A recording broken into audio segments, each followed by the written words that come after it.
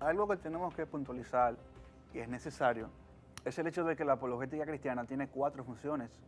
Está la función de vindicación o prueba, que es la parte donde nosotros probamos que el cristianismo es verdad. Está la parte de la defensa, donde defendemos las doctrinas cristianas, como por ejemplo la encarnación, la expiación, hacemos defensa de esas doctrinas. Está la parte de la refutación, que es a lo que tú te haces referencia de forma indirecta. Y está la parte de la persuasión. En la función de la refutación nosotros tratamos de atacar o de mostrar la incoherencia y la inconsistencia lógica de sistemas de pensamientos no creyentes o, vamos a decir, anticreyentes. Claro. Tenemos una contraparte, como tú decías, que ve la fe cristiana como algo ilógico, como algo irracional, como una superstición. Y que eso tiene tiempo, ¿verdad? Eso es algo que se ha desarrollado a través de la historia, ese tipo de grupos, ¿no? De la Revolución Francesa, anterior a la Revolución Francesa, ¿no? En la Edad Media, también anterior a eso, siempre hemos tenido que enfrentar la defensa. Desde los comienzos del cristianismo, y podríamos hablar, por ejemplo, de las obras de apologética de los primeros padres cristianos. Claro. Luego ya en el segundo siglo, principio del segundo siglo, tenemos esta oposición de parte de sistemas de creencias que desde su creencia atacan al cristianismo como algo irracional. Pero la primera pregunta que nosotros tenemos que hacernos es ¿por qué tu sistema de creencia debe ser válido para cuestionar el mío? O sea, es como analizar primero la fuente o los fundamentos de los sistemas de creencias contrarios al cristianismo, o en este caso las cosmovisiones contrarias al cristianismo, porque el cristianismo también es una cosmovisión. Claro. Cuando hablamos de cosmovisión, hablamos de la forma de ver o entender el mundo. Es como que yo use unos lentes y vea mejor a través de esos lentes. Entonces, si yo tengo los lentes errados, voy a ver mal el mundo. Entonces, lo primero que tenemos que analizar es si mis lentes funcionan bien, que es analizar las cosmovisiones. Por ejemplo, la cosmovisión que es contraria o el sistema de pensamiento que es más antagónico al cristianismo es el naturalismo.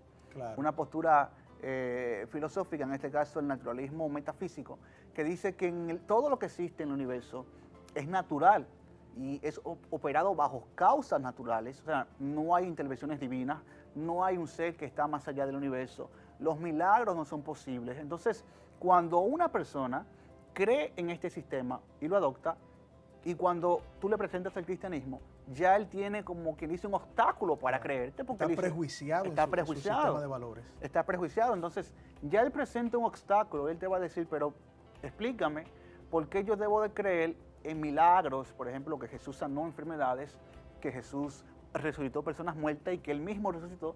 ¿Por qué yo debo de creer en eso si eso es imposible?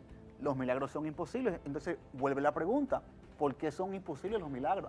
Son imposibles porque en la cosmovisión naturalista los milagros no existen. Entonces lo primero que tenemos que hacer en ese tipo de escenario es analizar ese sistema para ver cuáles son las razones que el naturalista o el que cree en este sistema filosófico da para afirmar de que no existe nada más allá de lo natural y si esas razones son justificadas o son correctas. En este caso, como estamos tocando el naturalismo, yo podría decir que no.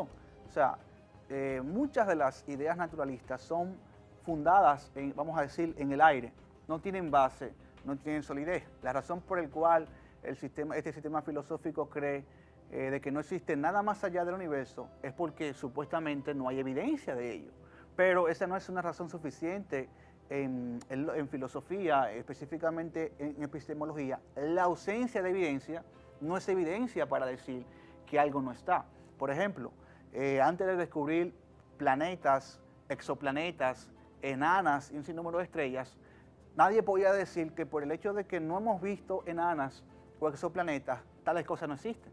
Eso no es una razón. O sea, el hecho de que yo no la vea no quiere decir que no existe. Incluso en filosofía se conoce un problema que hubo en el medievo, que se conoce como la falacia inductiva del cisne negro. En base al mismo razonamiento del naturalismo, de que como no hay evidencia de que hay algo más allá, entonces concluye de que ese más allá no existe. Las personas decían en la Edad Media que como todos los cisnes que ven son blancos, no existe un cisne negro. Pero tuvieron que cambiar esa postura porque más adelante encontraron cisnes negros. Claro. Entonces, eso es lo que se conoce como una falacia inductiva, porque tú no puedes decir que algo no existe en base a que tú no lo ves. Esa no es una razón Es que, suficiente. es que automáticamente la falacia se puede reconocer porque tú no puedes afirmar lo que tú no tienes ese conocimiento pleno, pero tampoco puedes negarlo. Lo más que tú puedes hacer es irte a qué apuntan las evidencias, Claro. qué va dando la información. Por eso, cuando se habla en términos históricos de un hecho ocurrido, siempre se va al análisis de todo lo que aconteció alrededor de ese hecho. Y si es lógico sostener que lo que sucedió conforme al hecho, al acto que se consumó en un tiempo, mantiene una lógica o una coherencia histórica. Porque, por ejemplo, en el caso de la resurrección de nuestro Señor Jesucristo, nadie ha podido demostrar que es imposible que nuestro Señor resucitara. ¿Por qué? Porque todos los elementos históricos que presentan la resurrección de nuestro Señor fueron de la mano con aquellos que testificaron, incluso dando sus vidas,